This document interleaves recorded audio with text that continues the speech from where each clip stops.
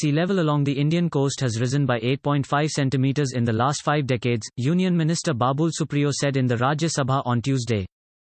Responding to a question on whether several cities will be submerged as temperatures are rising due to global warming, the Minister of State for Environment said that the rate of increase of sea level due to climate change cannot be attributed with certainty.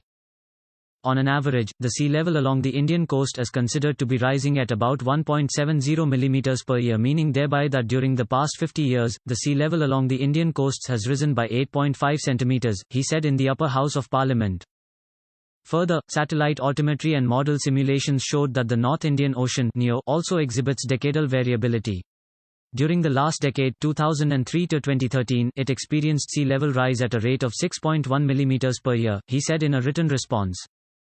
The minister further said that the rising sea levels can exacerbate the coastal inundation along the low-lying areas during extreme events such as tsunami, storm surge, coastal flooding and coastal erosion. However, the coastal areas that might get inundated due to the rising sea level need to be evaluated based on their elevation above mean sea level. Since no long-term data on land subsidence or emergence are available for these locations, the rate of increase of sea level due to climate change cannot be attributed with certainty, he said. For example, the higher rate of sea level increase at Diamond Harbour is also due to the larger land subsidence happening there. The same may apply to Kandla, Haldia and Port Blair as well. Mr. Supriyo told the Rajya Sabha.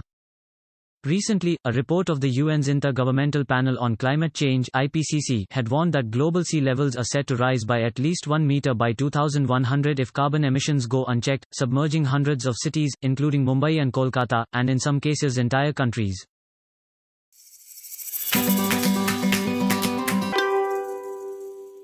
A 12-year-old girl from Puducherry, who had come for darshan to Lord Ayappa temple here along with her father, was not allowed to proceed to the shrine from Pamba on Tuesday morning. The age of the girl, with Aramudiketu offerings to Lord Ayappa, had been shown as 10 in the Virutal queue booking. Women police examined the girl's Aadhaar card and found that she was 12 years old and refused to allow her to proceed further from Pamba to the shrine complex, police said. After those accompanying the child were informed about the current situation in Sabarimala, her father and other relatives proceeded to the temple. Supporting the shrine's tradition, a 9-year-old Keralite girl, who came to the temple complex from Karnataka on Monday, had a placard around her neck inscribed with the words, "Ready to wait. Will visit the shrine after attaining 50 years. Also read, Chronology of events on entry of women into Sabarimala temple. Chronology of events on entry of women into Sabarimala temple. Hailing from Thrissur, Ridhyakrishnan said she had visited the shrine thrice and would have darshan of Lord Ayappa only after she reaches 50. Her father, Harikrishnan, had said devotees are those who protect traditions and beliefs. While 2 women in the barred age group of 10 to 50 years had been stopped by police on Monday from visiting the hill shrine, on Saturday, when the temple opened, at least 10 young women from Andhra Pradesh had been sent back. The Pamba base camp is at the foothills of Sabarimala, about 5 kilometers from the shrine. The Lord Ayappa temple had opened on November 16 evening for the 2-month-long Mandala Makaravilakku pilgrimage season. The state and temple precincts had witnessed protests by right-wing outfits and BJP workers last year after the LDF government decided to implement the Supreme Court's verdict of September 28, 2018 allowing women of all age groups to offer prayers at the shrine.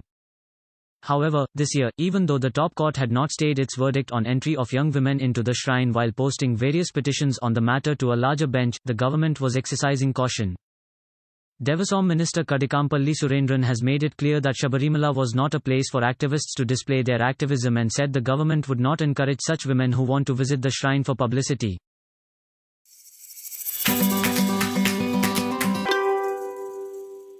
Controversial self-styled godman Nithyananda finds himself in another controversy with allegations of illegally confining 2 daughters of a Bengaluru-based couple. A petition has been filed in the Gujarat High Court by the couple seeking the court's help to get back the daughters allegedly illegally confined at an ashram set up by Nithyananda, who faces rape charges. The couple stated in their habeas corpus petition that they had admitted their 4 daughters to an educational institution run by Nithyananda in Bengaluru in 2013 when they were in the age group of 7 to 15 years.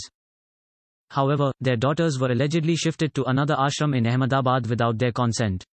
When they learned that their daughters were this year shifted to another branch of Nithyananda Dhyanpitam, named Yogini Sarvagyapitam, situated on the premises of Delhi Public School in Ahmedabad, they rushed to Ahmedabad and tried to meet them. When officials of the institute refused to let them meet their daughters, the petitioners first sought the local police's help. The couple could bring back their 2 minor daughters with the help of police and the Protection of Child Rights Commission, but their elder daughters refused to accompany them. Based on the family's complaint, the Ahmedabad Rural Police have lodged an FIR against Nithyananda and other officials of the ashram. We have lodged the complaint and our team is probing the matter. Ahmedabad Rural Superintendent of Police SP R.V. Asari said. In their petition, the couple have alleged that their 2 younger daughters were kidnapped and kept in illegal confinement for more than 2 weeks and were deprived of sleep.